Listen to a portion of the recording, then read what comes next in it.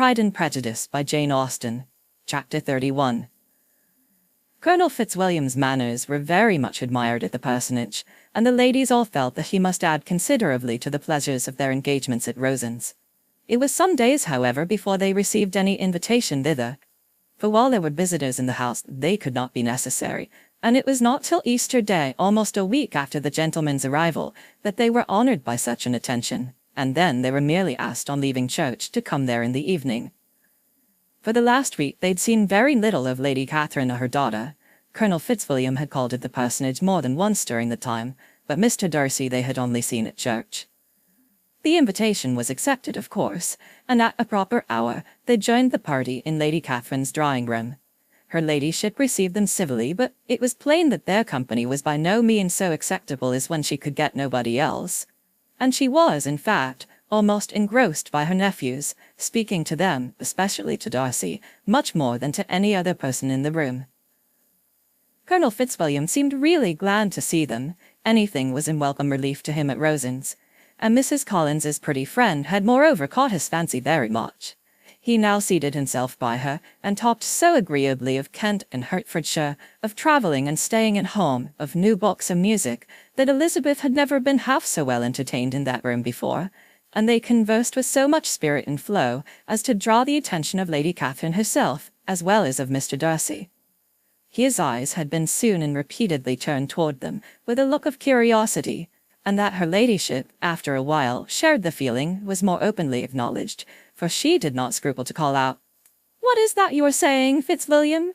What is it you're talking of? What are you telling Miss Bennet? Let me hear what it is."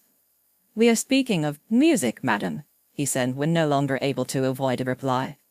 "Of music? Then pray speak aloud. It is of all subjects my delight. I must have my share in the conversation if you are speaking of music.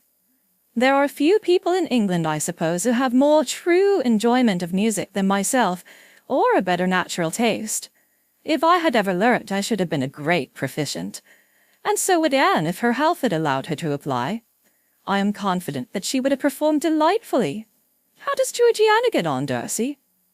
Mr. Darcy spoke with affectionate praise of his sister's proficiency. "I am very glad to hear such a good account of her," said Lady Catherine, "and pray tell her from me that she cannot expect to excel if she does not practice a good deal." "I assure you, madam," he replied, "that she does not need such advice. She practices very constantly." "So much the better. It cannot be done too much, and when I next write to her I shall charge her not to neglect it on any account. I often tell young ladies that no excellence in music is to be acquired without constant practice. I've told Miss Bennet several times that she will never play really well unless she practices more, and though Mrs. Collins has no instrument, she is very welcome, as I have often told her, to come to Rosings every day and play on the pianoforte in Mrs. Jenkinson's room. She would be in nobody's way, you know, in that part of the house." Mr. Darcy looked a little ashamed of his aunt's ill breeding, and made no answer. When coffee was over, Colonel Fitzwilliam reminded Elizabeth of having promised to play to him, and she sat down directly to the instrument. He drew a chair near her. Lady Catherine listened to half a song, and then talked as before to her other nephew, till the latter walked away from her, and making with his usual deliberation towards the pianoforte, stationed himself so as to command a full view of the fair performer's countenance. Elizabeth saw what he was doing, and at the first convenient pause, turned to him with an arch smile, and said, "Do you mean to frighten me, Mr. Darcy, by coming all in this state to hear me? I will not be alarmed, though your sister does play so well. There is a stubbornness about me that never can bear to be frightened at the will of others. My courage always rises at every attempt to intimidate me." "I shall not say you are mistaken," he replied, "because you could not really believe me to entertain any design of alarming you. And I have had the pleasure of your acquaintance long enough to know that you find great enjoyment in occasionally professing opinions which are, in fact, not your own." Elizabeth laughed heartily at this picture of herself, and said to Colonel Fitzwilliam, "Your cousin would give you a very pretty notion of me, and teach you not to believe a word I say. I'm particularly unlucky in meeting with a person so able to expose my real character, in a part of the world where I'd hope to pass myself off with some degree of credit. Indeed, Mr. Darcy, it is very ungenerous in you to mention all that you knew to my disadvantage in Hertfordshire. and give me leave to say, very impolitic too, for it's provoking me to retaliate, and such things may come out as will shock you relations to hear." "I'm not afraid of you," he said smilingly. "Pray let me hear what you have to accuse him of," cried Colonel Fitzwilliam. "I should like to know how he behaves among strangers." "Oh, you shall hear then. But prepare yourself for something very dreadful. The first time of my ever seeing him in Hertfordshire, you must know, was at a ball. And at this ball, what do you think he did? He danced only 4 dances, though gentlemen were scarce, and to my certain knowledge more than one young lady was sitting down in want of a partner. Mr. Darcy, you cannot deny the fact." "I had not at that time the honour of knowing any lady in the assembly beyond my own party." "True, and nobody can ever be introduced in a ballroom. Well, Colonel Fitzwilliam, what do I play next? My fingers wait your orders." "Perhaps," said Darcy, "I should have judged better had I sought an introduction, but I'm ill qualified to recommend myself to strangers." "Shall we ask your cousin the reason of this?" said Elizabeth, still addressing Colonel Fitzwilliam. "Shall we ask him why a man of sense and education, who has lived in the world, is ill qualified to recommend himself to strangers?" "Oh, I can answer your question," said Fitzwilliam, "without applying to him. It's because he will not give himself the trouble." "I certainly have not the talent which some people possess," said Darcy, "of conversing easily with those I have never seen before. I cannot catch their tone of conversation, or appear interested in their concerns, as I often see done." "My fingers," said Elizabeth, "do not move over this instrument in the masterly manner which I see so many women's do. They have not the same force of rapidity and do not produce the same expression. But then I have always supposed it to be my own fault, because I will not take the trouble of practicing. It is not that I do not believe my fingers as capable as any other woman's of superior execution." Darcy smiled and said, "You are perfectly right. You have employed your time much better. No one admitted to the privilege of hearing you can think anything wanting. We neither of us perform to strangers." Here they were interrupted by Lady Catherine, who called out to know what they were talking of. Elizabeth immediately began playing again. Lady Catherine approached, and after listening for a few minutes, said to Darcy, "Miss Bennet would not play at all, miss, if she practised more. It could have the advantage of a London master. She has a very good notion of fingering, though her taste is not equal to Anne's, and would have been a delightful performer had her health allowed her to learn." Elizabeth looked at Darcy to see how cordially he assented to his cousin's praise, but neither at that moment nor at any other could she discern any symptom of love, and from the whole of his behaviour to Miss de Bourgh, she derived this comfort from Miss Bingley, that he might have been just as likely to marry her had she been his relation. Lady Catherine continued her remarks on Elizabeth's performance, mixing them with many instructions on execution and taste. Elizabeth received them all with the forbearance of civility, and at the request of the gentleman, remained at the instrument till her ladyship's carriage was ready to take them all home. End of chapter 31. Read by Krista McQuillan, Tokyo, Japan, November 7th, 2005. Pride and Prejudice by Jane Austen. Chapter 32. Elizabeth was sitting by herself the next morning, and writing to Jane, while Mrs. Collins and Maria were gone on business into the village, when she was startled by a ring at the door, the certain signal of a visitor. As she had heard no carriage, she thought it not unlikely to be Lady Catherine, and under that apprehension was putting away her half-finished letter, that she might escape all impertinent questions, when the door opened, and, to her very great surprise, Mr. Darcy, and Mr. Darcy only, entered the room. He seemed astonished, too, on finding her alone, and apologized for his intrusion by letting her know that he had understood all the ladies were to be within. They then sat down, and when her inquiries after Rosings were made, seemed in danger of sinking into total silence. It was absolutely necessary, therefore, to think of something, and in this emergence, recollecting when she had seen him last in Hertfordshire, and feeling curious to know what he would say on the subject of their hasty departure, she observed, "How very suddenly you all quitted Netherfield last November, Mr. Darcy. It must have been a most agreeable surprise to Mr. Bingley to see you all off to him so soon, for if I recollect right, he went about the day before. He and his sisters were well, I hope, when you left London?" Perfectly certain, I thank you. She found that she was to perceive no other answer, and after a short pause added, I think I have understood that Mr. Bingley has not much idea of ever returning to Netherfield again. I have never heard him say so, but it is probable that he may spend very little of his time there in the future. He has many friends, and is at a time of life when friends and engagements are continually increasing. If he means to be but little at Netherfield, it would be better for the neighbourhood that he should give up the place entirely, for then we might possibly get a settled family there. But perhaps Mr. Bingley did not take the house so much for the convenience of the neighbourhood as for his own, and we must expect him to keep it or quit it on the same principle. I should not be surprised, said Darcy, if he were to give it up as soon as any eligible purchase offers. Elizabeth made no answer. She was afraid of talking longer of his friend, and having nothing else to say, was now determined to leave the trouble of finding a subject to him. He took the hint, and soon began with, This seems a very comfortable house. Lady Catherine, I believe, did a great deal to it when Mr. Collins first came to Hunsford. I believe she did. I'm sure she could not have bestowed her kindness on a more grateful object. Mr. Collins appears to be very fortunate in his choice of a wife.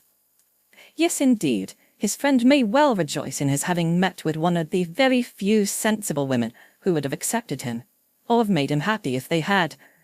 My friend has an excellent understanding, though I am not certain that I consider her marrying Mr. Collins as the wisest thing she ever did.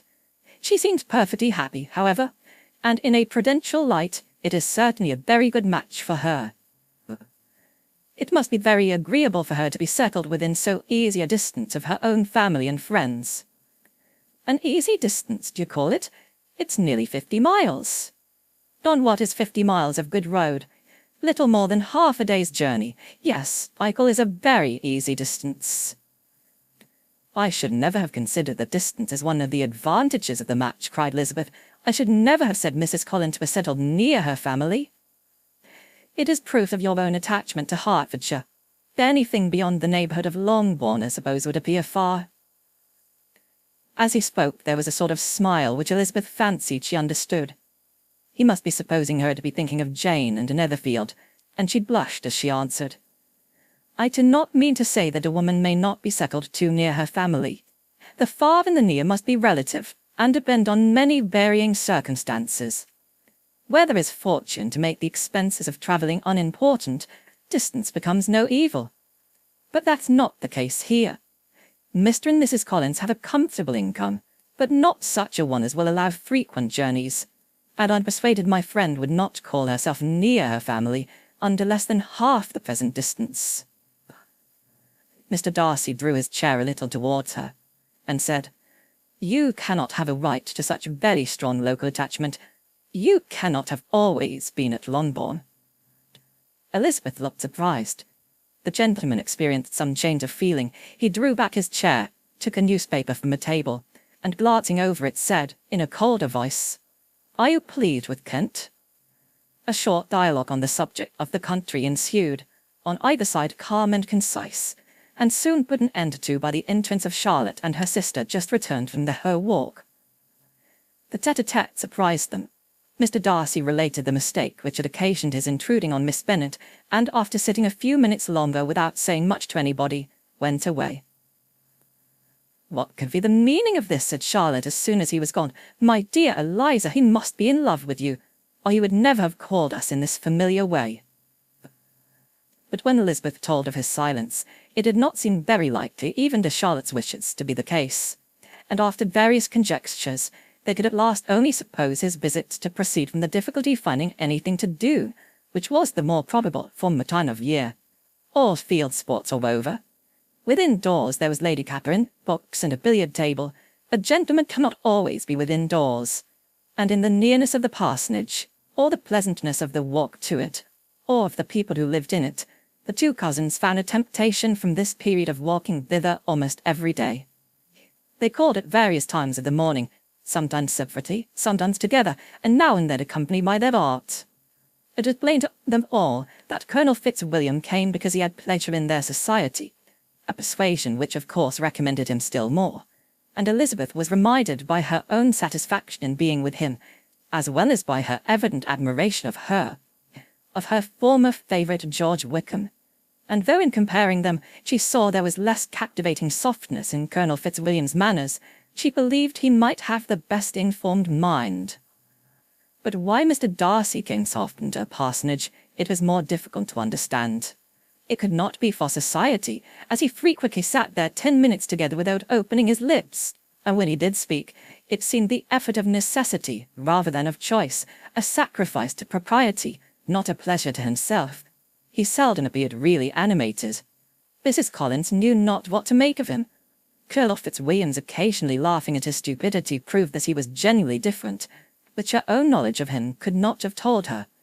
And as she would like to have believed that this changed the effect of love, and the object of that love her friend Eliza, she set herself seriously to work to find it out. She watched him whenever they were at Rosings, and whenever he came to Hunsford, but without much success. He certainly looked at her friend a great deal, but the expression of that look was disputable. It was an earnest, steadfast gaze, but she often doubted whether there were much admiration in it, and sometimes it seemed nothing but absence of mind. She had once or twice suggested to Elizabeth the possibility of his being partial to her, but Elizabeth always laughed at the idea, and Mrs. Collins did not think it right to press the subject, from the danger of raising expectations which might only end in disappointment. For in her opinion, it admitted not a doubt that all her friend's dislike would vanish if she could suppose him to be in her power. In her kind schemes for Elizabeth, she sometimes planned her marrying Colonel Fitzwilliam. He was beyond comparison the most pleasant man. He certainly admired her, and his situation in life was most eligible. But to counterbalance these advantages, Mr. Darcy had considerable patronage in the church, and his cousin could have none at all. Chapter 33. More than once did Elizabeth, in her ramble within the park, unexpectedly meet Mr. Darcy. She felt all the perverseness of the mischance that should bring him when no one else was brought, and, to prevent its ever happening again, took care to inform him at first that it was a favourite haunt of hers.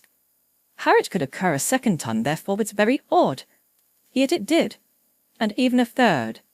It seemed like wilful ill-nature, or a voluntary penance, for on those occasions it was not merely a few formal inquiries and an awkward pause and then away, but he actually thought it necessary to turn back and walk with her. He never said a great deal, nor did she give herself the trouble of talking or of listening much. But it struck her in the course of their third rencontre that he was asking some odd, unconnected questions about her pleasure in being at Hunsford, her love of solitary walks, and her opinion of Mr. and Mrs. Collins's happiness, and that in speaking of Rosings and her not perfectly understanding the house, he seemed to expect that whenever she came into Kent again, she would be staying there too. His words seemed to imply it. Could he have Colonel Fitzwilliam in his thoughts? She supposed, if he meant anything, he must mean an allusion to what might arise in that quarter. It distressed her a little, and she was quite glad to find herself at the gate in the pales opposite the parsonage. She was engaged one day, she watched, in perusing Jane's last letter, and dwelling on some passages which proved that Jane had not written in spirits, when instead of being again surprised by Mr. Darcy, she saw on looking up that Colonel Fitzwilliam was meeting her. Putting away the letter immediately and forcing a smile, she said, "I did not know before that you ever walked this way." "I have been making a tour of the park," he replied, "as I generally do every year, and intend to close it with a call at the parsonage. Are you going much farther?" "No, I should have turned in a moment." And accordingly she did turn, and they walked towards the parsonage together. "Do you certainly leave Kent on Saturday?" said she. "Yes, if Darcy does not put it off again, but I am at his disposal. He arranges the business just as he pleases. And if not able to please himself in the arrangement, he has at least pleasure in the great power of choice. I do not know anybody who seems to enjoy the power of doing what he likes more than Mr. Darcy." "He likes to have his own way very well," replied Colonel Fitzwilliam, "but so we all do. It is only that he has better means of having it than many others, because he is rich, and many others are poor. And I speak feelingly. A younger son, you know, must be inured to self-denial and dependence. In my opinion, the youngest son of an earl can know very little of either. Now, seriously, What have you ever known of self-denial and dependence? When have you been prevented by want of money from going wherever you choose, or procuring anything you had a fancy for? These are home questions, and perhaps I cannot say that I have experienced many hardships of that nature. But in matters of greater weight, I may suffer from want of money. Younger sons cannot marry where they like, unless where they like women of fortune, which I think they very often do. Our habits of expense make us too dependent, and there are too many in my rank of life who can afford to marry without some attention to money. Is this, thought Elizabeth, meant for me? And she coloured at the idea, but recovering herself, said in a lively tone, "And pray, what is the usual price of an earl's younger son? Unless the elder brother is very sickly, I suppose you would not ask above £50,000? He answered her in the same style, and the subject dropped. To interrupt a silence which might make him fancy her affected with what had passed, she soon afterwards said, "I imagine your cousin brought you down with him chiefly for the sake of having someone at his disposal. I wonder he does not marry to secure a lasting convenience of that kind. But perhaps his sister does as well for the present, and as she is under his sole care, he may do what he likes with her." "No," said Colonel Fitzwilliam, "that is an advantage which he must divide with me. I am joined with him in the guardianship of Miss Darcy." "Are you indeed? And pray what sort of guardians do you make? Does your charge give you much trouble? Young ladies of her age are sometimes a little difficult to manage, and if she has the true Darcy spirit, she may like to have her own way." As she spoke, she observed him looking at her earnestly, and the manner in which he immediately asked her why she supposed Miss Darcy likely to give them any uneasiness convinced her that she had somehow or other got pretty near the truth. She directly replied, "You need not be frightened. I never heard any harm of her, and I dare say she is one of the most tractable creatures in the world. She is a very great favourite with some ladies of my acquaintance, Mrs. Hurst and Miss Bingley. I think I've heard you say that you know them?" "I know them a little, but their brother is a pleasant gentleman-like man. He is a great friend of Darcy's." "Oh, yes," said Elizabeth dryly. "Mr. Darcy is uncommonly kind to Mr. Bingley, and takes a prodigious deal of care of him." "Care of him?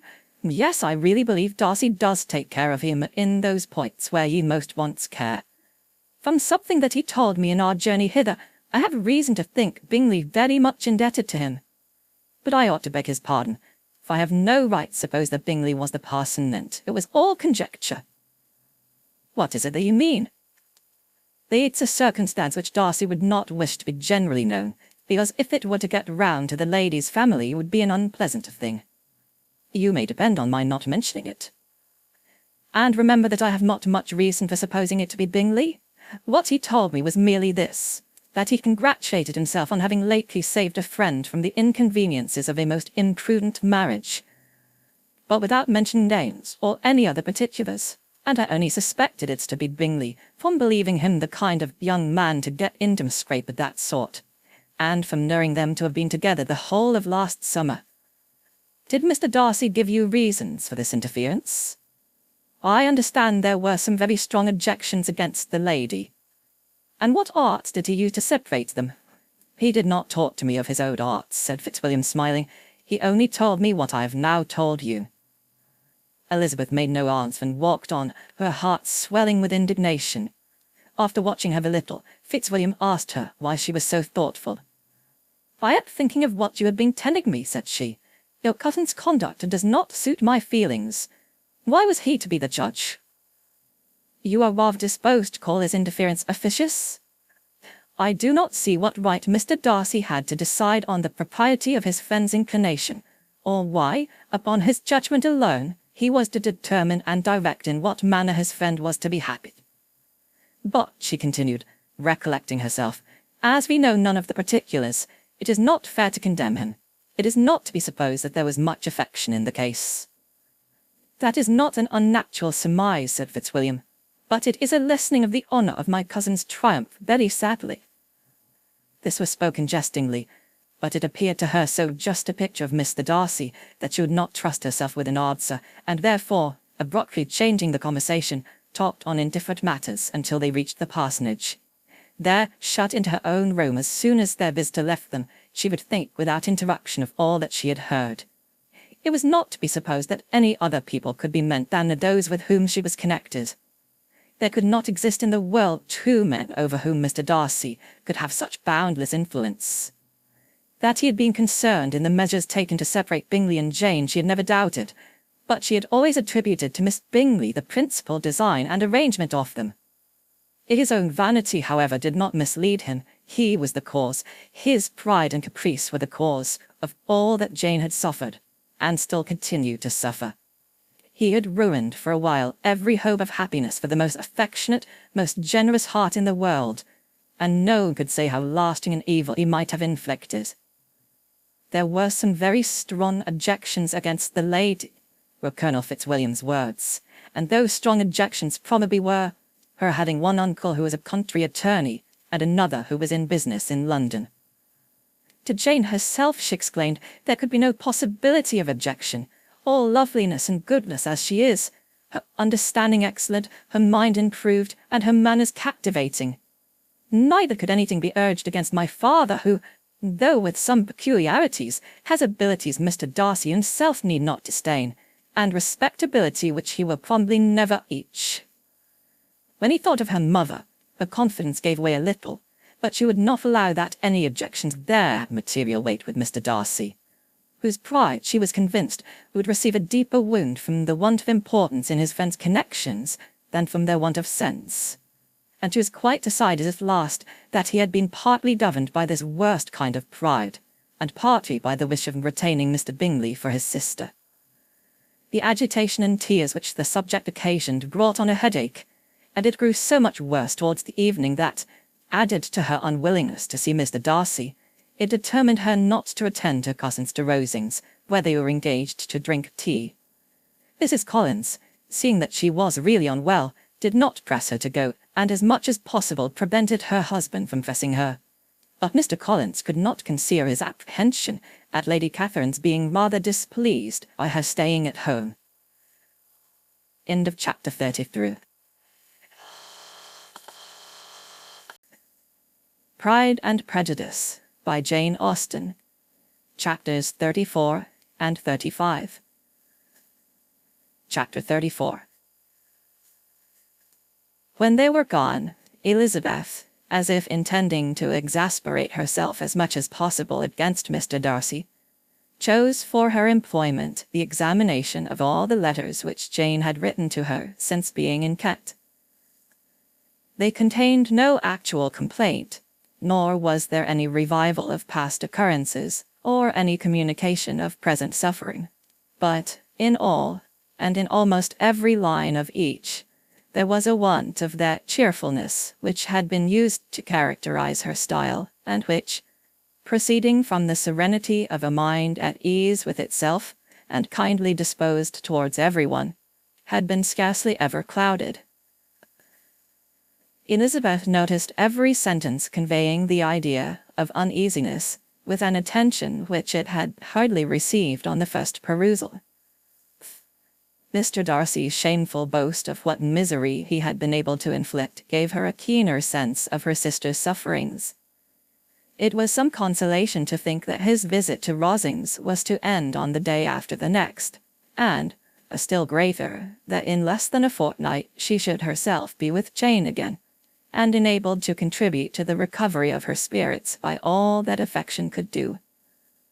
She could not think of Darcy's leaving Kent without remembering that his cousin was to go with him, but Colonel Fitzwilliam had made it clear that he had no intentions at all, and, agreeable as he was, she did not mean to be unhappy about it. While settling this point, she was suddenly roused by the sound of the doorbell, and her spirits were a little fluttered by the idea of its being Colonel Fitzwilliam himself, who had once before called late in the evening, and might now come to inquire particularly after her. But this idea was soon banished, and her spirits were very differently affected when, to her utter amazement, she saw Mr. Darcy walk into the room. In an hurried manner he immediately began an inquiry after her health, imputing his visit to a wish of hearing that she were better.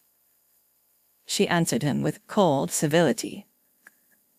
He sat down for a few moments, and then getting up walked about the room. Elizabeth was surprised, but said not a word. After a silence of several minutes, he came towards her in an agitated manner, and thus began. "In vain I have struggled. It will not do. My feelings will not be repressed. You must allow me to tell you how ardently I admire and love you."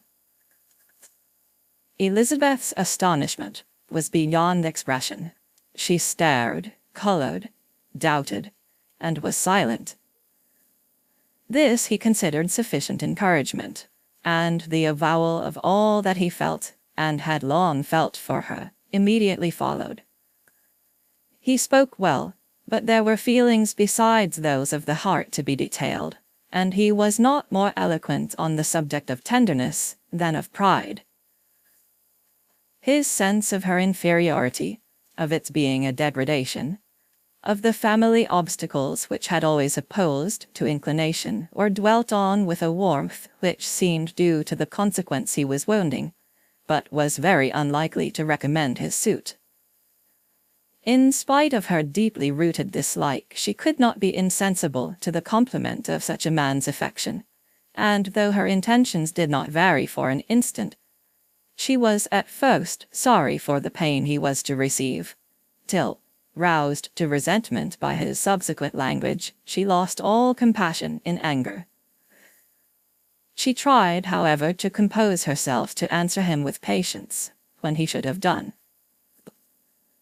He concluded with representing to her the strength of that attachment which, in spite of all his endeavors, he had found impossible to conquer, and with expressing his hope that it would now be rewarded by her acceptance of his hand.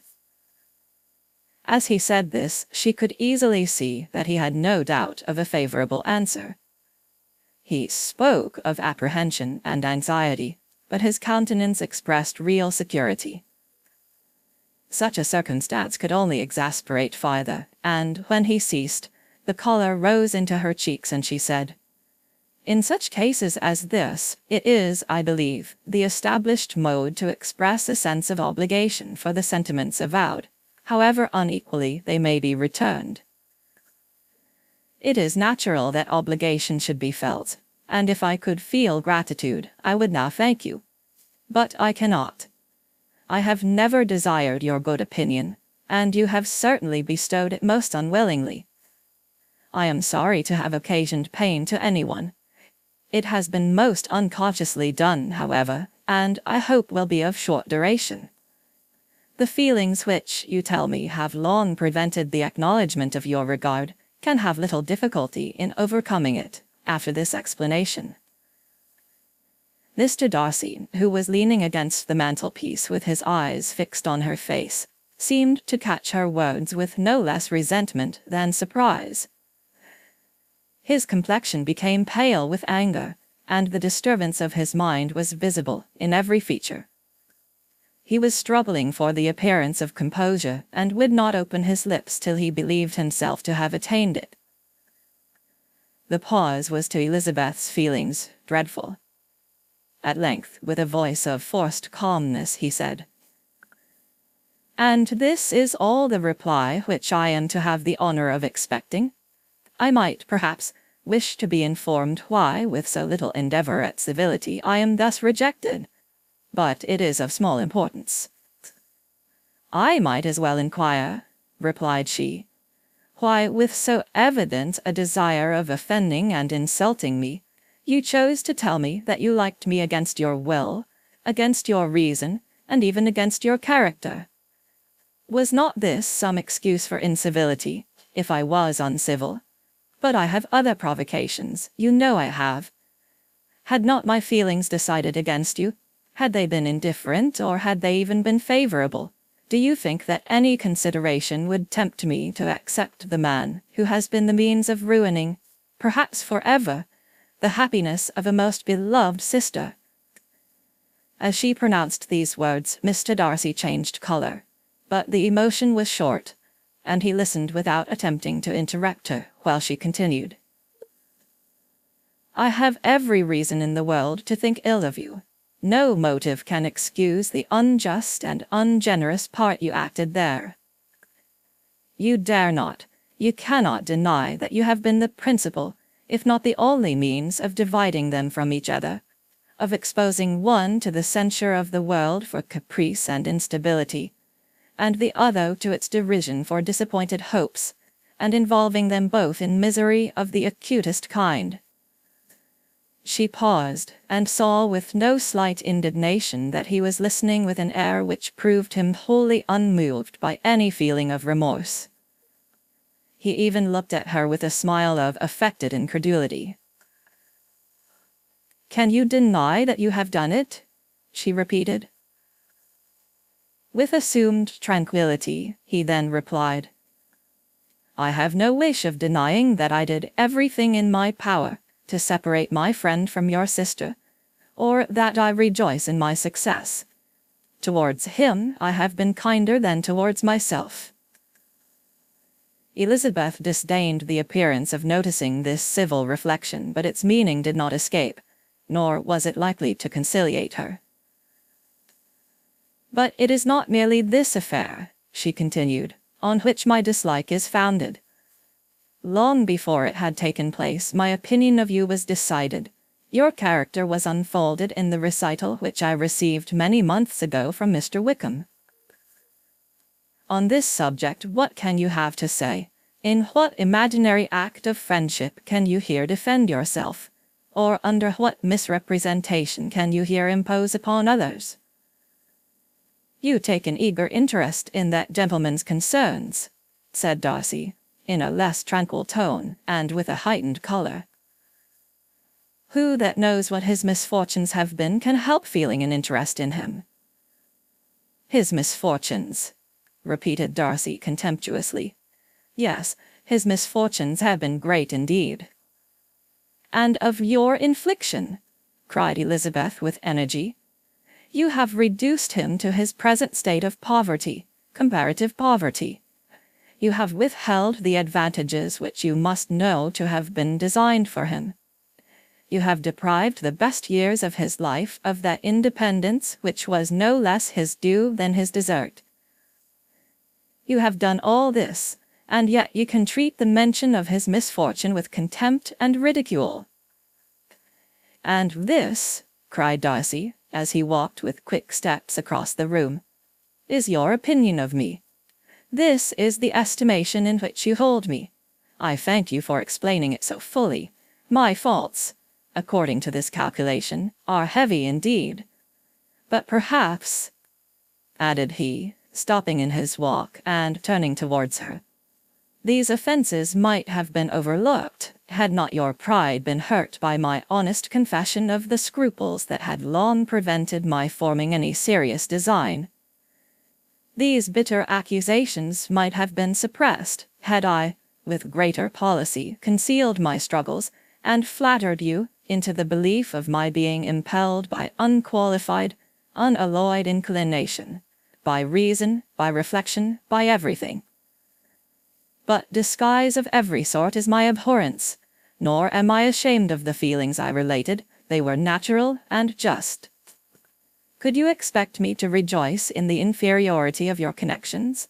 To congratulate myself on the hope of relations whose condition in life is so decidedly beneath my own?" Elizabeth felt herself growing more angry every moment, yet she tried to the utmost to speak with composure when she said, "You are mistaken, Mr. Darcy, if you suppose that the mode of your declaration affected me in any other way than as it spared the concern which I might have felt in refusing you had you behaved in a more gentlemanlike manner." She saw him start at this, but he said nothing, and she continued, "You could not have made the offer of your hand in any possible way that would have tempted me to accept it." Again his astonishment was obvious, and he looked at her with an expression of mingled incredulity and mortification. She went on, "From the very beginning, from the first moment, I may almost say, of my acquaintance with you, your manners, impressing me with the fullest belief of your arrogance, your conceit, and your selfish disdain for the feelings of others were such as to form the groundwork of disapprobation on which succeeding events have built so immovable a dislike. And I had not known you a month before I felt that you are the last man in the world whom I could ever be prevailed on to marry. You have said quite enough, madam. I perfectly comprehend your feelings, and have now only to be ashamed of what my own have been. Forgive me for having taken up so much of your time, and accept my best wishes for your health and happiness." And with these words he hastily left the room, and Elizabeth heard him the next moment open the front door and quit the house. The tumult of her mind was now painfully great. She knew not how to support herself, and from actual weakness sat down and cried for half an hour. Her astonishment as she reflected on what had passed was increased by every review of it. That she should receive an offer of marriage from Mr. Darcy. That he should have been in love with her for so many months. So much in love as to wish to marry her in spite of all the objections which had made him prevent his friends marrying her sister, and which must appear at least with equal force in his own case, was almost incredible. It was gratifying to have inspired unconsciously so strong an affection. But his pride, his abominable pride, his shameless avowal of what he had done with respect to Jane, his unpardonable assurance in acknowledging, though he could not justify it, and the unfeeling manner in which he had mentioned Mr. Wickham, his cruelty towards whom he had not attempted to deny, soon overcame the pity which the consideration of his attachment had for a moment excited. She continued in very agitated reflections till the sound of Lady Catherine's carriage made her feel how unequal she was to encounter Charlotte's observation, and hurried her away to her room. End of Chapter 34. Chapter 35. Elizabeth awoke the next morning to the same thoughts and meditations which had at length closed her eyes. She could not yet recover from the surprise of what had happened. It was impossible to think of anything else, and, totally indisposed for employment, she resolved, soon after breakfast, to indulge herself in air and exercise.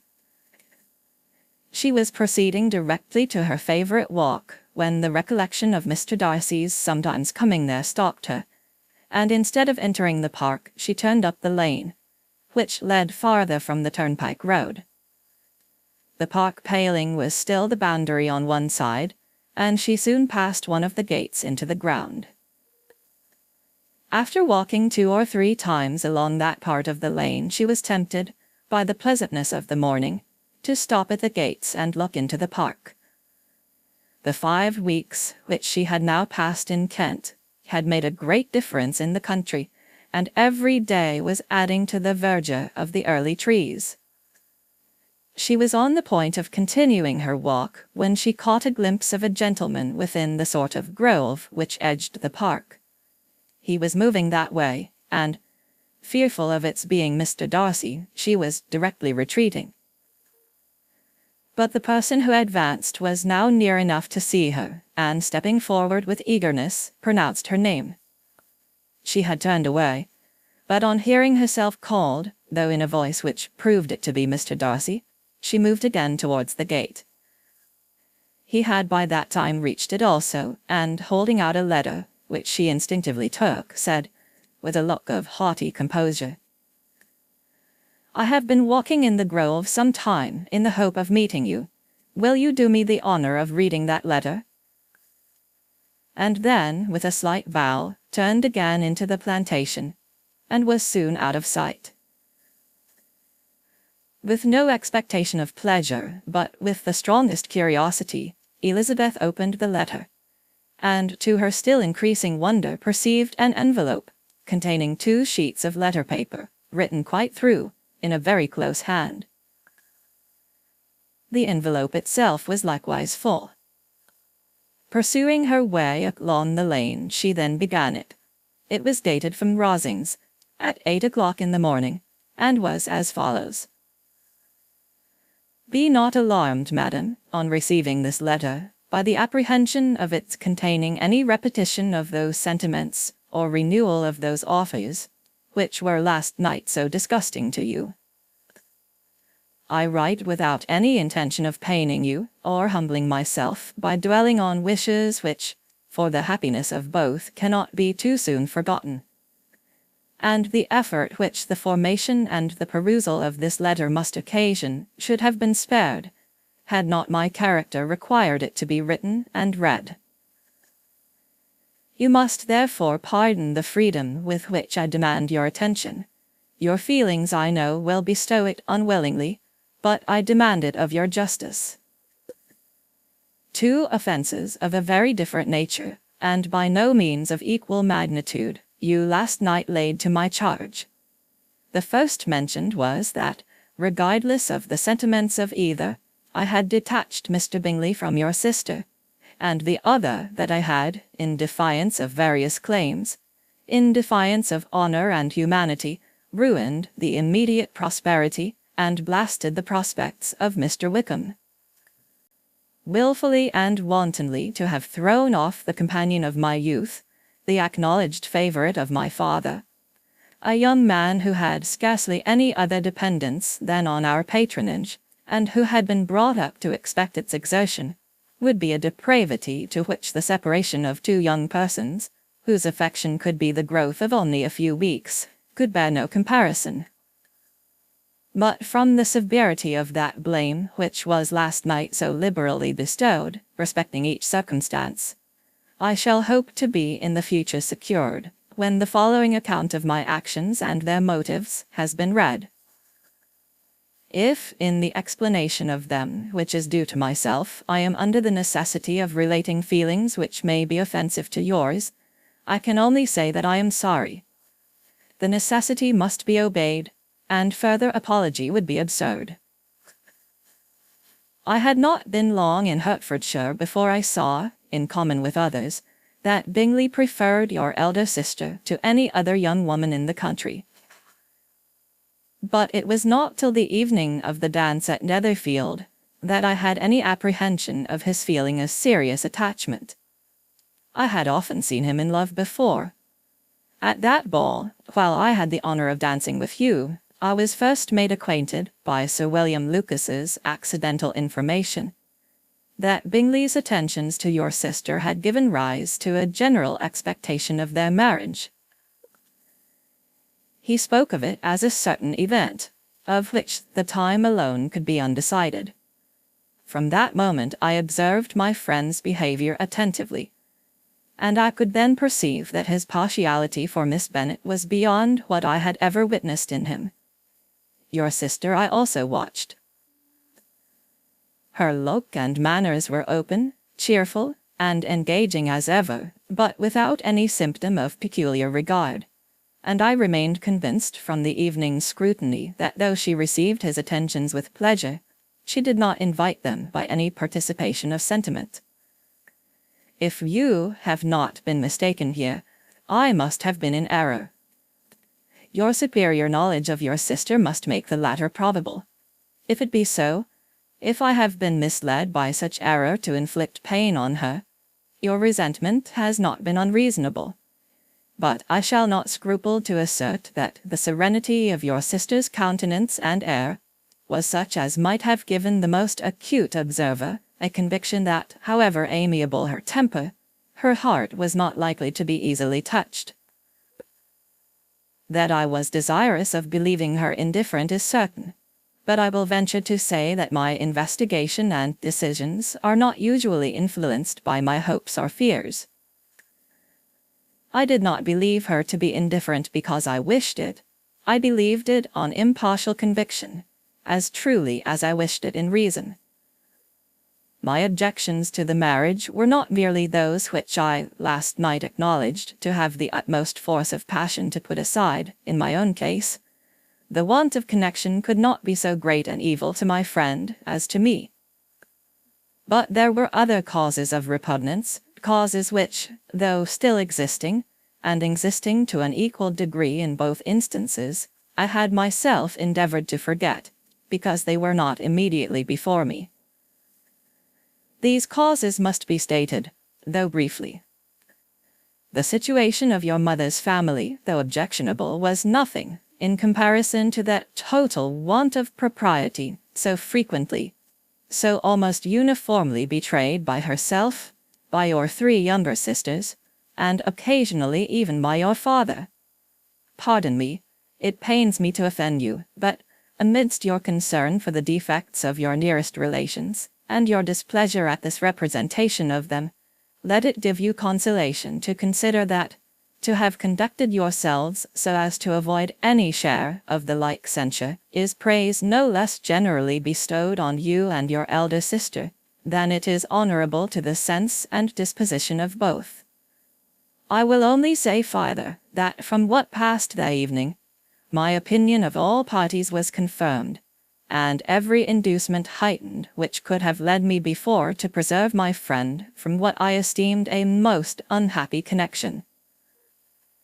He left Netherfield for London on the day following, as you, I am certain, remember, with the design of soon returning. The part which I acted is now to be explained. His sister's uneasiness had been equally excited with my own. Our coincidence of feeling was soon discovered, and, alike sensible that no time was to be lost in detaching their brother, we shortly resolved on joining him directly in London. We accordingly went, and there I readily engaged in the office of pointing out to my friend the certain evils of such a choice. I described and enforced them earnestly. But, however this remonstrance might have staggered or delayed his determination, I do not suppose that it would ultimately have prevented the marriage, had it not been seconded by the assurance that I hesitated not in giving, of your sister's indifference. He had before believed her to return his affection with sincere, if not with equal regard. But Bingley has great natural modesty, with a stronger dependence on my judgment than on his own. To convince him, therefore, that he had deceived himself was no very difficult point. To persuade him against returning into Hertfordshire, when that conviction had been given, was scarcely the work of a moment. I cannot blame myself for having done thus much. There is but one part of my conduct in the whole affair on which I do not reflect with satisfaction. It is that I condescended to adopt the measures of art so far as to conceal from him your sister's being in town. I knew it myself, as it was known to Miss Bingley, but her brother is even yet ignorant of it. That they might have met without ill consequence is perhaps probable, but his regard did not appear to me enough extinguished for him to see her without some danger.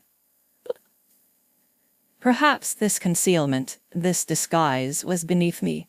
It is done, however, and it was done for the best. On this subject I have nothing more to say, no other apology to offer. If I have wounded your sister's feelings, it was unknowingly done, and though the motives which governed me may to you very naturally appear insufficient, I have not yet learnt to condemn them. With respect to that other, more weighty accusation, of having injured Mr. Wickham, I can only refute it by laying before you the whole of his connection with my family. Of what he has particularly accused me I am ignorant, but of the truth of what I shall relate, I can summon more than one witness of undoubted veracity. Mr. Wickham is the son of a very respectable man, who had for many years the management of all the Pemberley estates, and whose good conduct in the discharge of his trust naturally inclined my father to be of service to him. And on George Wickham, who was his godson, his kindness was therefore liberally bestowed. My father supported him at school, and afterwards at Cambridge, most important assistance, as his own father, always poor from the extravagance of his wife, would have been unable to give him a gentleman's education. My father was not only fond of this young man's society, whose manners were always engaging. He had also the highest opinion of him, and, hoping the church would be his profession, intended to provide for him in it. As for myself, it is many, many years since I first began to think of him in a very different manner. The vicious propensities, the want of principle, which he was careful to guard from the knowledge of his best friend, could not escape the observation of a young man of nearly the same age with himself, and who had opportunities of seeing him in unguarded moments, which Mr. Darcy could not have. Here again I shall give you pain, to what degree you only can tell. But, whatever may be the sentiments which Mr. Wickham has created, a suspicion of their nature shall not prevent me from unfolding his real character. It adds even another motive. My excellent father died about 5 years ago, and his attachment to Mr. Wickham was to the last so steady that in his will he particularly recommended it to me, to promote his advancement in the best manner that his profession might allow, and if he took orders, desired that a valuable family living might be his as soon as it became vacant. There was also a legacy of £1,000. His own father did not long survive mine, and within half a year from these events, Mr. Wickham wrote to inform me that, having finally resolved against taking orders, he hoped I should not think it unreasonable for him to expect some more immediate pecuniary advantage in lieu of the preferment by which he could not be benefited. He had some intention, he added, of studying law, and I must be aware that the interest of £1,000 would be a very insufficient support therein. I rather wished than believed him to be sincere, but at any rate was perfectly ready to accede to his proposal. I knew that Mr. Wickham ought not to be a clergyman. The business was therefore soon settled.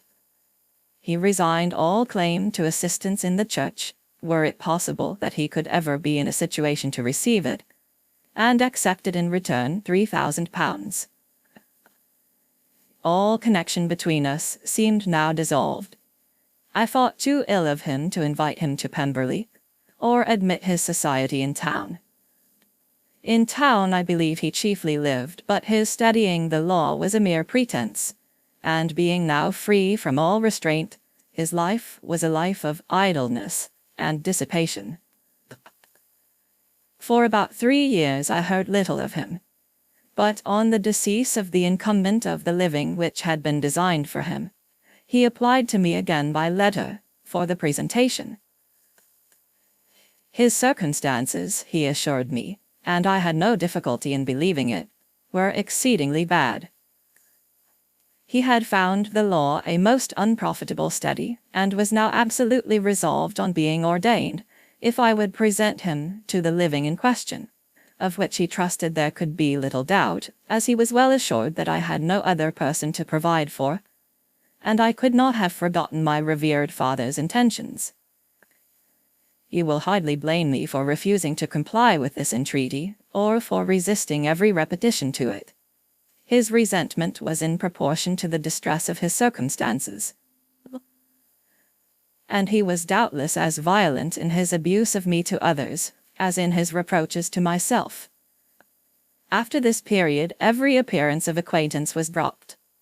How he lived I know not, but last summer he was again most painfully obtruded on my notice.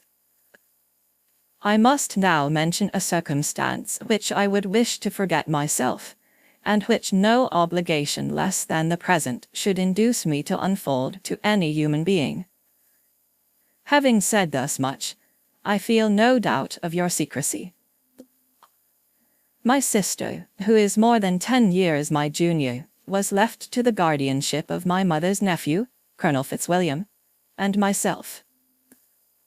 About a year ago she was taken from school, and an establishment formed for her in London, and last summer she went with the lady who presided over it to Ramsgate, and thither also went Mr. Wickham, undoubtedly by design, for there proved to have been a prior acquaintance between him and Mrs. Young, in whose character we were most unhappily deceived, and by her connivance and aid, he so far recommended himself to Georgiana, whose affectionate heart retained a strong impression of his kindness to her as a child, that she was persuaded to believe herself in love, and to consent to an elopement.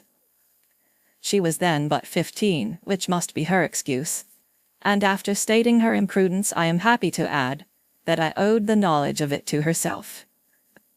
I joined them unexpectedly, a day or two before the intended elopement, and then Georgiana, unable to support the idea of grieving and offending a brother whom she almost looked up to as a father, acknowledged the whole to me.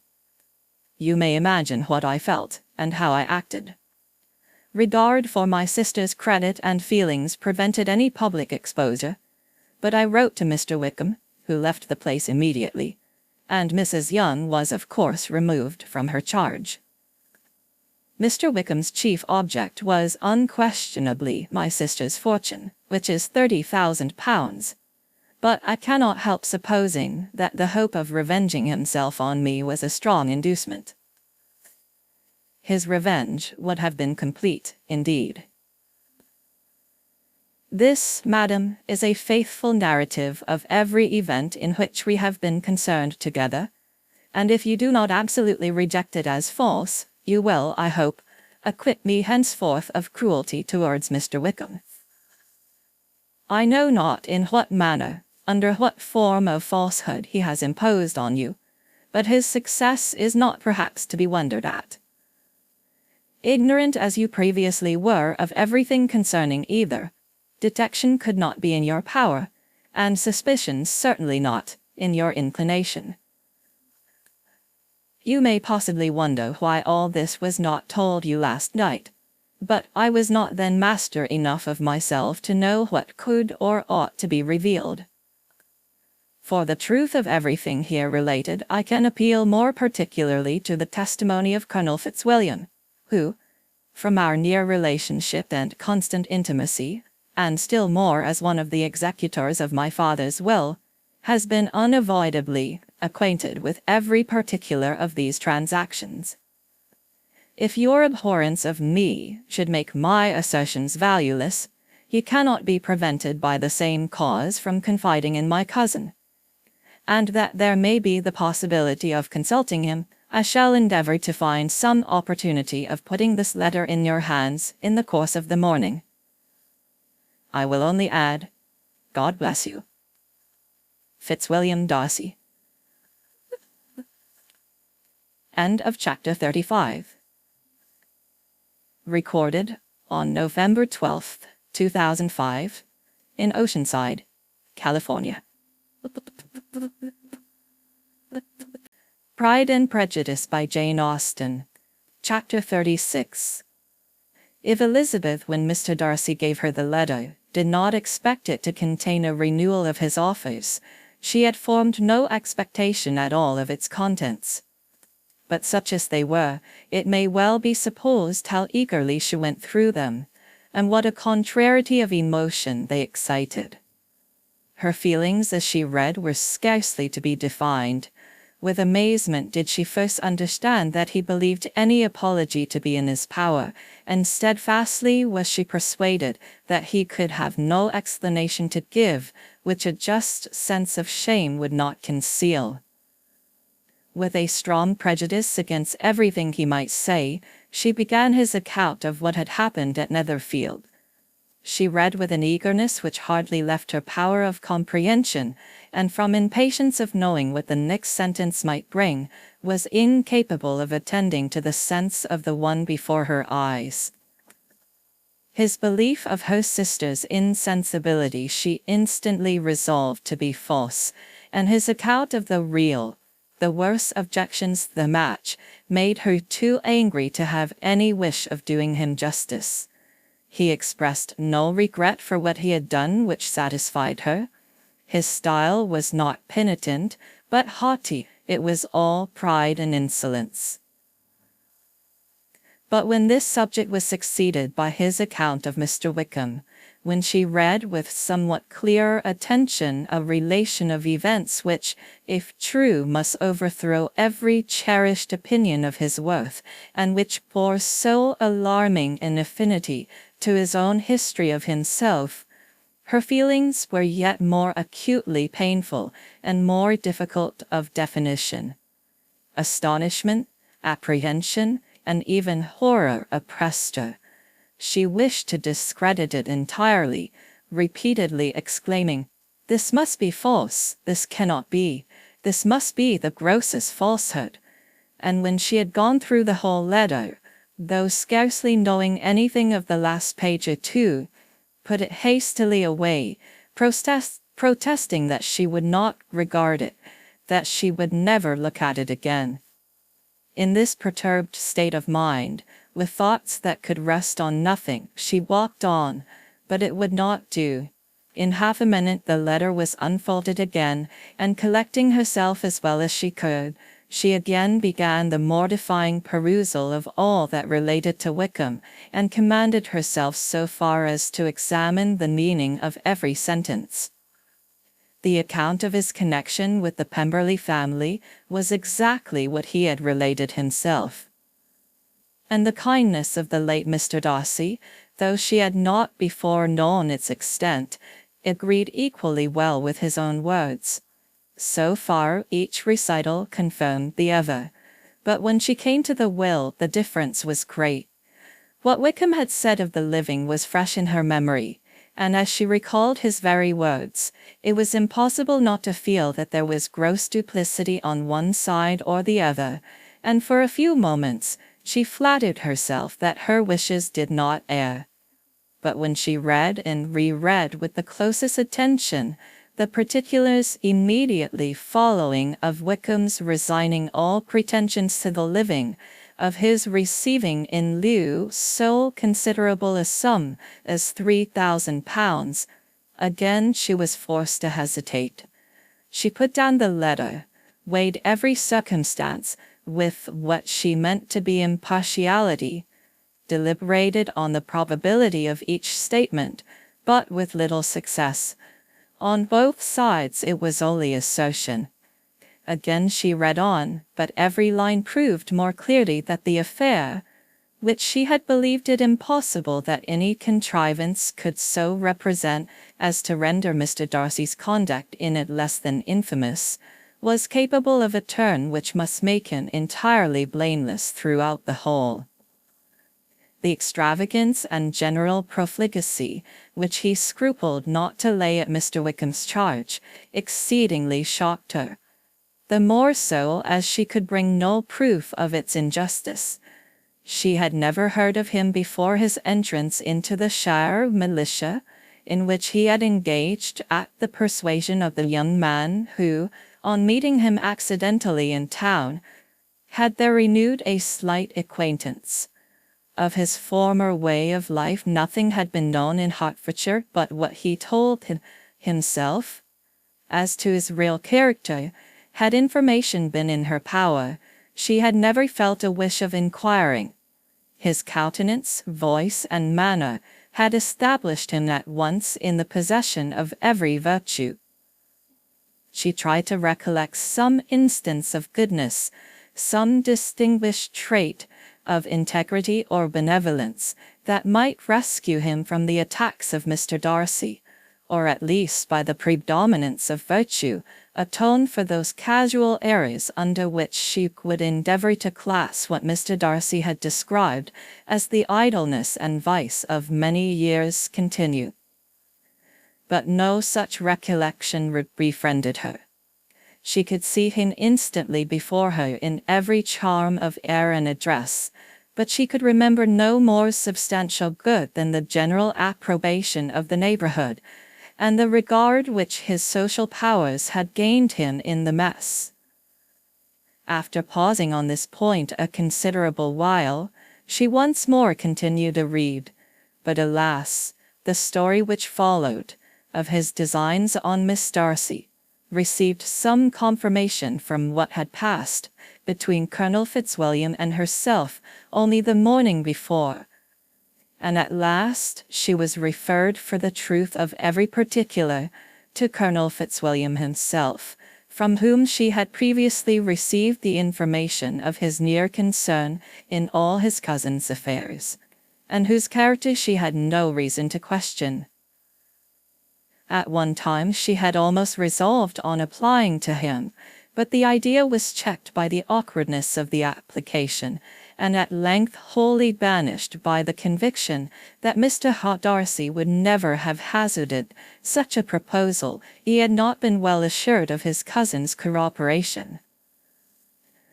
She perfectly remembered everything that had passed in conversation between Wickham and herself in their first evening at Mr. Phillips's. Many of his expressions were still fresh in her memory. She was now struck with the impropriety of such communications to a stranger, and wondered it had escaped her before. She saw the indelicacy of putting himself forward as he had done, and the inconsistency of his professions with his conduct. She remembered that he had boasted of having no fear of seeing Mr. Darcy, that Mr. Darcy must leave the country, but that he should stand his ground. Yet he had avoided the Netherfield ball the very next week. She remembered also that till the Netherfield family had quitted the country, he had told his story to no one but herself, but that after their removal it had been everywhere discussed, that he had then no reserves, no scruples in sinking Mr. Darcy's character, though he had assured her that respect for the father would always prevent his exposing the son. How differently did everything now appear in that he was concerned. His attentions to Miss King were now the consequence of views solely and hatefully mercenary, and the mediocrity of her fortune proved no longer the moderation of his wishes, but his eagerness to grasp at anything. His behavior to herself could now have had no tolerable motive. He had either been deceived with regard to her fortune, or had been gratifying his vanity by encouraging the preference which she believed she had most incautiously shown. Every lingering struggle in his favor grew fainter and fainter. And in farther justification of Mr. Darcy, she could not but allow Mr. Bingley, when questioned by Jane, had long ago asserted his blamelessness in the affair. That proud and repulsive as were his manners, she had never in the whole course of their acquaintance, an acquaintance which had latterly brought them much together, and given her a sort of intimacy with his ways, seen anything that betrayed him to be unprincipled or unjust, anything that spoke him of irreligious or immoral habits, that among his own connections he was esteemed and valued, that even Wickham had allowed him merit as a brother, and that she had often heard him speak so affectionately of his sister as to prove him capable of some amiable feeling, that had his actions been what Mr. Wickham represented them, so gross a violation of everything right could hardly have been concealed from the world, and that friendship between a person capable of it and such an amiable man as Mr. Bingley was incomprehensible. She grew absolutely ashamed of herself. Of neither Darcy nor Wickham could she think without feeling she had been blind, partial, prejudiced, absurd. "How despicably I have acted," she cried, "I who have prided myself on my discernment, I who have valued myself on my abilities." From herself to Jane, from Jane to Bingley, her thoughts were in a line which soon brought to her recollection that Mr. Darcy's explanation there had appeared very insufficient, and she read it again. Widely different was the effect of the second perusal. How could she deny that credit to his assertions in one instance, which she had been obliged to give in the other? He declared himself to be totally unsuspicious of her sister's attachment, and she could not help remembering what Charlotte's opinion had always been. Neither could she deny the justice of his description of Jane. She felt that Jane's feelings, though fervent, were little displayed, and that there was a constant complacency in her air and manner, not often united with great sensibility. When she came to that part of the letter in which her family were mentioned in terms of such mortifying, yet merited reproach, her sense of shame was severe. The justice of the charge struck her too forcibly for denial, and the circumstances to which he particularly alluded as having passed at the Netherfield ball, and as confirming all his first disapprobation, could not have made a stronger impression on his mind than on hers. The compliment to herself and her sister was not unfelt. It soothed, but it could not console her, for the contempt which had thus been self-attracted by the rest of her family, and as she considered that Jane's disappointment had in fact been the work of her nearest relations, and reflected how materially the credit of both must be hurt by such impropriety of conduct, she felt depressed beyond anything she had ever known. After wandering along the lane for 2 hours, giving way to every variety of thought, reconsidering events, determining probabilities, and reconciling herself as well as she could to a change so sudden and so important, fatigue and a recollection of her long absence made her at length return home, and she entered the house with the wish of appearing cheerful as usual, and the resolution of repressing such reflections as must make her unfit for conversation. She was immediately told that the 2 gentlemen from Rosings had each called during her absence, Mr. Darcy only for a few minutes to take leave, but that Colonel Fitzwilliam had been sitting with them at least an hour, hoping for her return, and almost resolving to walk after her till she could be found.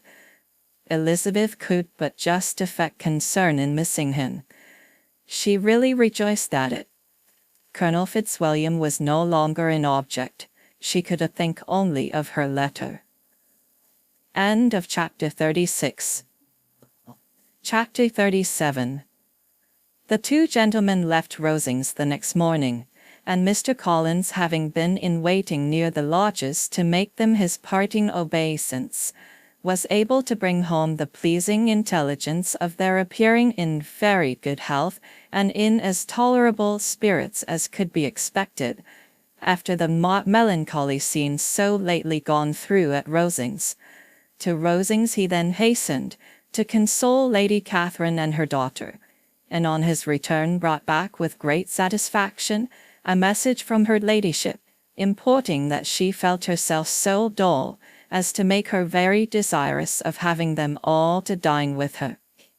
Elizabeth could not see Lady Catherine without recollecting that, had she chosen it, she might by this time have been presented to her as her future niece, nor could she think without a smile of what her ladyship's indignation would have been. What would she have said? How would she have behaved? Were questions with which she amused herself. Their first subject was the diminution of the Rosings party. "I assure you I feel it exceedingly," said Lady Catherine. "I believe no one feels the loss of friends as much as I do, but I am particularly attached to these young men, and know them to be so much attached to me. They were excessively sorry to go, but so they always are." The dear Colonel rallied his spirits tolerably till just at last, but Darcy seemed to feel it more acutely, I think, than last year. His attachment to Rosings certainly increases. Mr. Collins had a compliment and an allusion to throw in here, which were kindly smiled on by the mother and daughter. Lady Catherine observed after dinner that Miss Bennet seemed out of spirits, and immediately accounted for it by herself, by supposing that she did not like to go home again so soon. She added, "But if that is the case, you must write to your mother and beg that you may stay a little longer. Mrs. Collins will be very glad of your company, I am sure." "I am much obliged to your ladyship for your kind invitation," replied Elizabeth, "but it is not in my power to accept it. I must be in town next Saturday." "Why, at that rate you will have been here only 6 weeks. I expected you to stay 2 months. I told Mrs. Collins so before you came. There can be no occasion for your going so soon. Mrs. Bennet could certainly spare you for another fortnight. But my father cannot. He wrote last week to hurry my return. Oh, your father, of course, may spare you if your mother can. Daughters are never of so much consequence to a father, and if you will stay another month complete, it will be in my power to take one of you as far as London, for I am going there early in June for a week, and as Dawson does not object to the barouche box, there will be very good room for one of you, and indeed if the weather should happen to be cool, I should not object to taking you both, as you are neither of you large. You are all kindness, ma'am, but I believe we must abide by our original plan. Lady Catherine seemed resigned. Mrs. Collins, you must send a servant for them. You know I always speak my mind, and I cannot bear the idea of 2 young women travelling post by themselves. It is highly improper. You must contrive to send somebody. I have the greatest dislike in the world to that sort of thing. Young women should always be properly guarded and attended, according to their situation in life. When my niece Regina went to Ramsgate last summer, I made a point of having 2 men servants go with her. Miss Darcy, the daughter of Mr. Darcy of Pemberley, and Lady Anne, could not have appeared with propriety in a different manner. I am excessively attentive to all those things. You must send John with the young ladies, Mrs. Collins. I am glad it occurred to me to mention it, for it would really be discreditable to you to let them go alone. My uncle is to send a servant for us. Oh, your uncle? He keeps a manservant, does he? I am very glad you have somebody who thinks of these things. Where shall you change horses? Oh, Bromley, of course. If you mention my name at the bell, you will be attended to. Lady Catherine had many other questions to ask respecting their journey, and as she did not answer them all herself, attention was necessary, which Elizabeth believed to be lucky for her. Or with a mind so occupied, she might have forgotten where she was. Reflection must be reserved for solitary hours. Whenever she was alone, she gave way to it as the greatest relief. And not a day went by without a solitary walk, in which she might indulge in all the delight of unpleasant recollections. Mr. Darcy's letter she was in a fair way of soon knowing by heart. She studied every sentence, and her feelings towards its writer were at times widely different. When she remembered the style of his address, she was still full of indignation. But when she considered how unjustly she had condemned and upbraided him, her anger was turned against herself, and his disappointed feelings became the object of compassion. His attachment excited gratitude, his general character respect, but she could not approve him, nor could she for a moment repent her refusal or feel the slightest inclination ever to see him again. In her own past behavior, there was a constant source of vexation and regret, and in the unhappy defects of her family a subject of yet heavier chagrin. They were hopeless of remedy. Her father, contented with laughing at them, would never exert himself to restrain the wild giddiness of his youngest daughters, and her mother, with manners so far from right herself, was entirely insensible to the evil. Elizabeth had frequently united with Jane in an endeavour to check the imprudence of Catherine and Lydia, but while they were supported by their mother's indulgence, what chance could there be of improvement? Catherine, weak-spirited, irritable, and completely under Lydia's guidance, had always been affronted by their advice, and Lydia, self-willed and careless, would scarcely give them a hearing. They were ignorant, idle, and vain. While there was an officer in Meryton, they would flirt with him, and while Meryton was within a walk of Longbourn, they would be going there forever. Anxiety on Jane's behalf was another prevailing concern, and Mr. Darcy's explanation by restoring Bingley to all her former good opinion heightened the sense of what Jane had lost.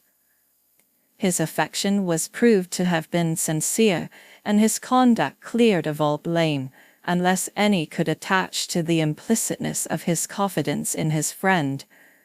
How grievous, then, was the thought that of a situation so desirable in every respect, so replete with advantage, so promising for her happiness, Jane had been deprived by the folly and indecorum of her own family.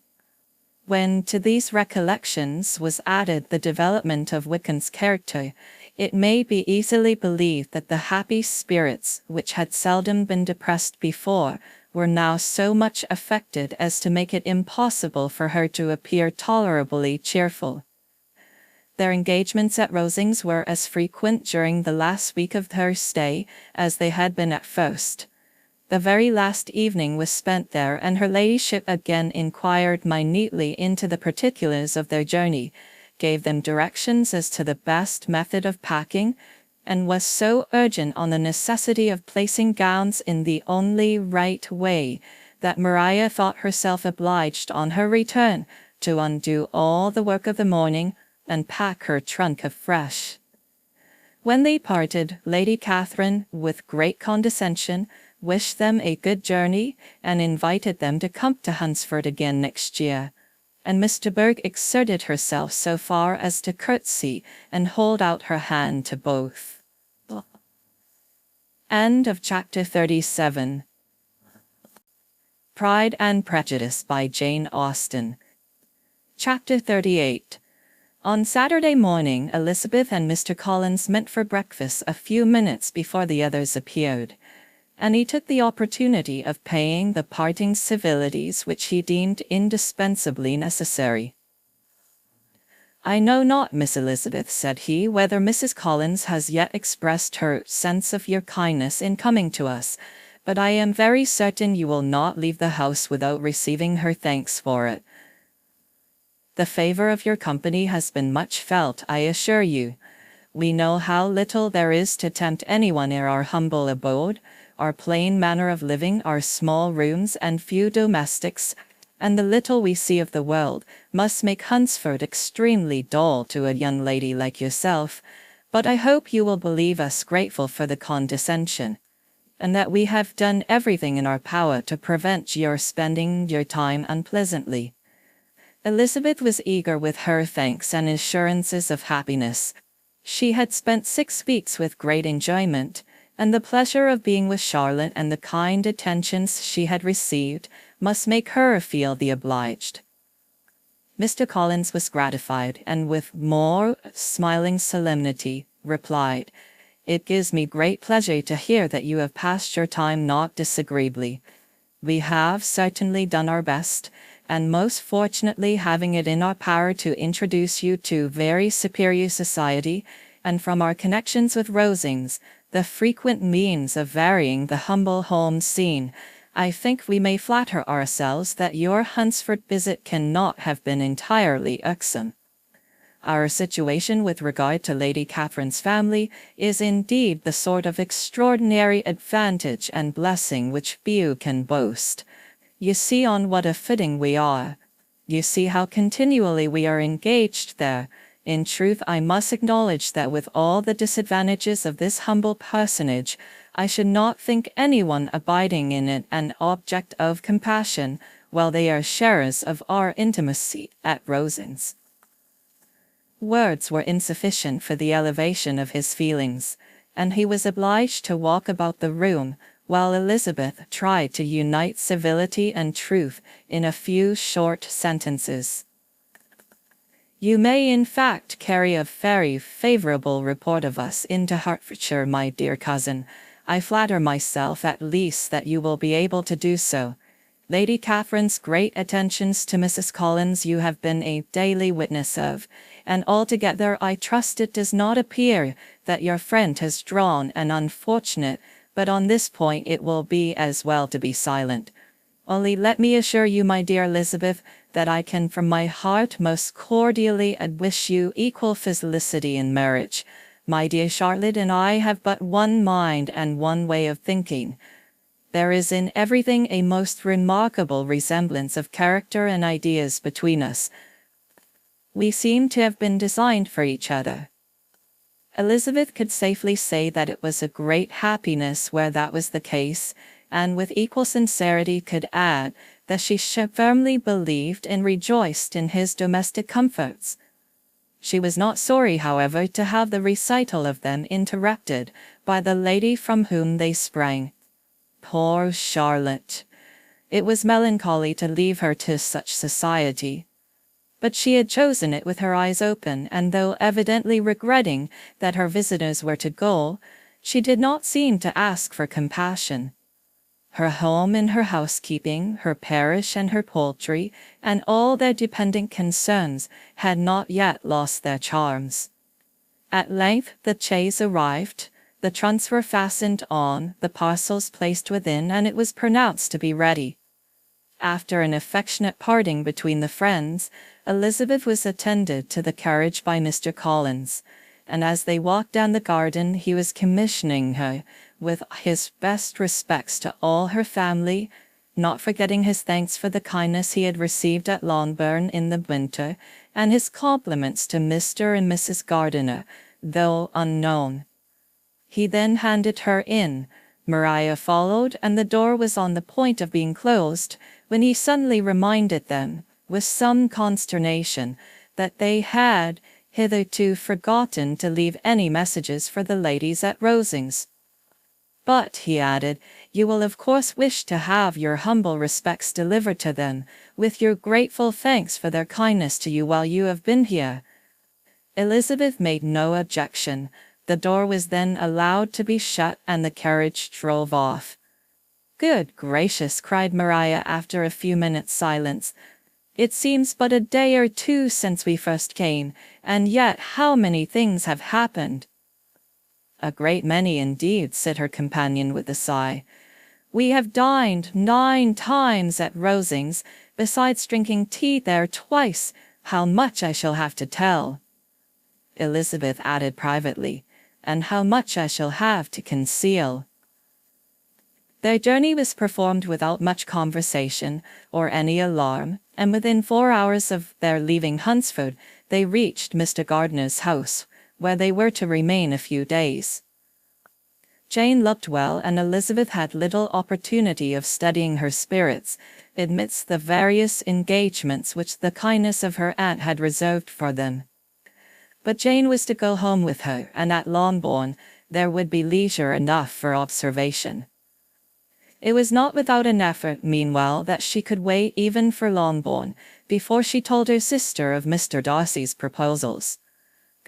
To know that she had the power of revealing what would so exceedingly astonish Jane, and must at the same time so highly gratify whatever of her own vanity she had not yet been able to reason away, was such a temptation to openness as nothing could have been conquered, but the state of indecision in which she remained as to the extent of what she should communicate, and her fear, if she once entered on the subject, of being hurried into repeating something of Bingley, which might only grieve her sister further.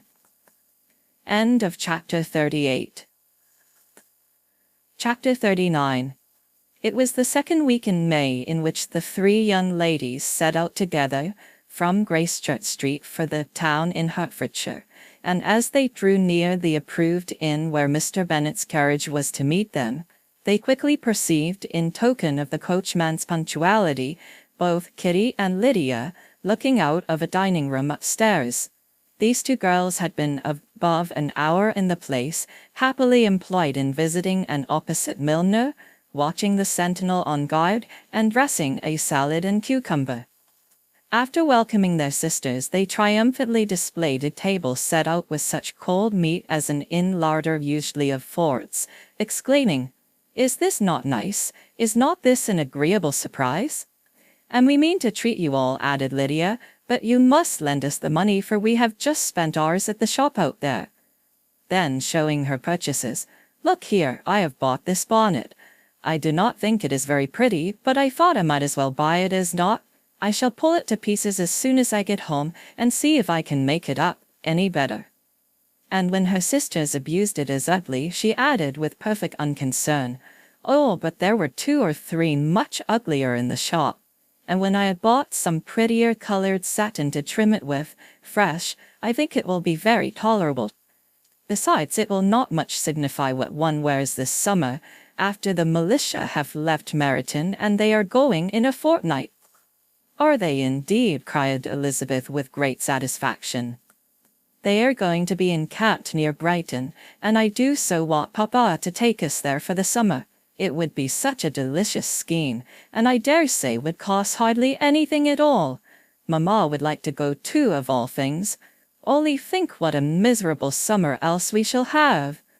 Yes, thought Elizabeth, that would be a delightful scheme indeed, and completely do for us at once.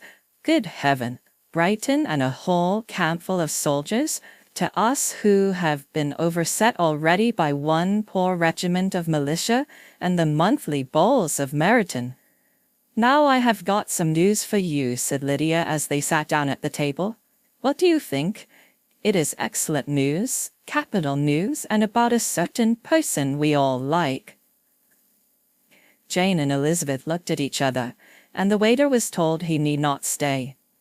Lydia laughed and said, "Aye, that is just like your formality and discretion. You thought the waiter must not hear, as if he cared. I dared say he often hears worse things said than what I am going to say. But he is an ugly fellow. I am glad he is gone. I never saw such a long chin in my life. Well, but now for my news. It is about dear Wickham. Too good for the waiter, is it not? There is no danger of Wickham's marrying Mary King. There's for you. She is gone down to her uncle at Liverpool, gone to stay. Wickham is safe." "And Mary King is safe," added Elizabeth, "safe from a connection imprudent as to fortune. She is a great fool for going away as she liked him." "But I am sure there is no strong attachment on either side," said Jane. "I am sure there is not on his. I will answer for it he never cared 3 straws about her. Who could about such a nasty little freckled thing?" Elizabeth was shocked to think that, however incapable of such coarseness of expression herself, the coarseness of the sentiment was little other than her own breast had harbored and fancied liberal. As soon as all had ate, and the elder ones paid, the carriage was ordered, and after some contrivance the whole party, with all their boxes, work-bags, and parcels, and the unwelcome addition of Kitty's and Lydia's purchases, were seated in it. "How nicely we are all crammed in," cried Lydia. "I am glad I bought my bonnet, if it is only for the fun of having another bandbox. Well, now let us be quite comfortable and snug, and talk and laugh all the way home. And in the first place, let us hear what has happened to you all since you went away. Have you seen any pleasant men? Have you had any flirting? I was in great hopes that one of you would have got a husband before you came back. Jane will be quite an old maid soon, I declare. She is almost 23. Lord, how ashamed I should be of not being married before 23. My Aunt Phillips wants you so to get husbands, you can't think. She says Lizzie had better have taken Mr. Collins, and I do not think there would have been any fun in it.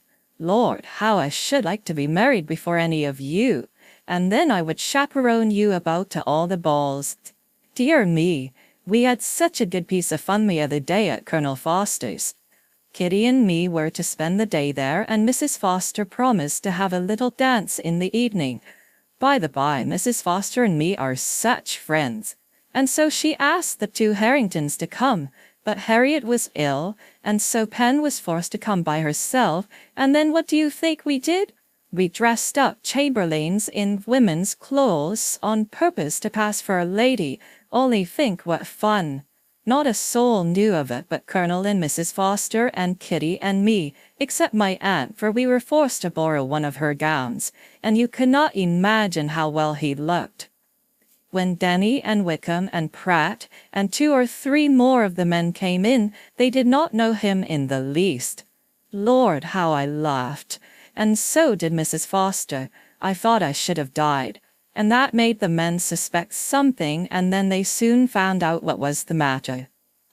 With such kinds of histories of their parties and good jokes did Lydia, assisted by Kitty's hints and additions, endeavour to amuse her companions all the way to Longbourn. Elizabeth listened as little as she could, but there was no escaping the frequent mention of Wickham's name. Their reception at home was most kind. Mrs. Bennet rejoiced to see Jane in undiminished beauty, and more than once during dinner did Mr. Bennet say voluntarily to Elizabeth, "I am glad you are back, Lizzie." Their party in the dining room was large, for almost all the Lucases came to meet Maria and hear the news, and various were the subjects that occupied them. Lady Lucas was inquiring of Maria after the welfare and poultry of her eldest daughter. Mrs. Bennet was doubly engaged, on one hand collecting an account of the present fashions from Jane, who sat way below her, and on the other retailing them all to the younger Lucases. And Lydia, in a voice louder than any other person's, was enumerating the various pleasures of the morning to anybody who would hear her. "Oh, Mary," said she, "I wish you had gone with us, for we had such fun. As we went along, Kitty and I drew up the blinds and pretended there was nobody in the coach, and I should have gone so all the way if Kitty had not been sick, and when we got to the George I do think we had behaved very handsomely, for we treated the other three with the nicest cold luncheon in the world, and you, if you would have gone, we would have treated you too. And then when we came away it was such fun. I thought we never should have got into the coach. I was ready to die of laughter.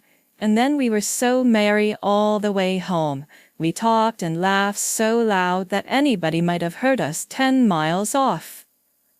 To this Mary very gravely replied, "Far be it from me, my dear sister, to depreciate such pleasures. They would doubtless be congenial with the generality of female minds, but I confess they would have no charms for me. I should infinitely prefer a book." But all of this answer Lydia heard not a word. She seldom listened to anybody for more than half a minute, and never attended to Mary at all. In the afternoon Lydia was urgent with the rest of the girls to walk to Meryton and to see how everybody went on. But Elizabeth steadily opposed the scheme. It should not be said that the Miss Bennets could not be home half a day before they were in pursuit of the officers. There was another reason too for her opposition. She dreaded seeing Mr. Wickham again, and was resolved to avoid it as long as possible. The comfort to her of the regiment's approaching removal was indeed beyond expression. In a fortnight they were to go, and once gone she hoped there could be nothing more to plague her on his account. She had not been many hours at home before she found that the Brighton scheme, of which Lydia had given them a hint at the inn, was under frequent discussion between her parents. Elizabeth saw directly that her father had not the smallest intention of yielding, but his answers were at the same time so vague and equivocal that her mother, though often disheartened, had never yet despaired of succeeding at the last. End of chapter 39.